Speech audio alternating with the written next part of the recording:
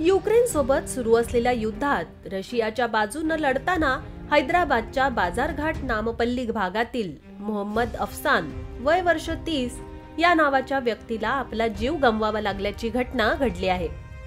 याबाबत अफसानचा भाऊ इम्राननं सांगितलं की त्याला रशियातील भारतीय दूतावासातून भावाच्या मृत्यूबाबत फोन आला। आम्हाला मोहम्मद अफसान नावाच्या भारतीय तरुणाच्या मृत्यूची दुर्दैवी माहिती मिळाली असून आम्ही या तरुणाच्या कुटुंबियांच्या तसेच रशियन अधिकाऱ्यांच्या संपर्कात आहोत। आम्ही या तरुणाचा मृतदेह भारतात पाठवण्याचा प्रयत्न करत आहोत।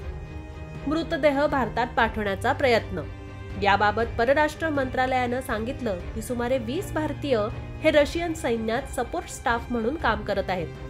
त्या सर्वांची सुटका करून त्यांना परत आणण्याचे प्रयत्न करण्यात येत आहेत। त्यात 3 हैदराबादच्या तरुणांचा समावेश आहे।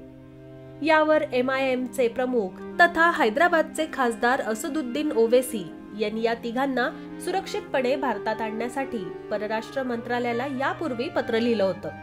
तरुणाच्या मृत्यूबाबत मॉस्कोमधील भारतीय दूतावासाच्या अधिकाऱ्यांनीही दुजोरा दिला। दुसरीकडे मोहम्मद अफसानच्या कुटुंबियांनी मृतदेह हैदराबादला आणण्यासाठी मदतीसाठी MIM प्रमुख असदुद्दीन ओवेसी यांच्याशी संपर्क साधलाय।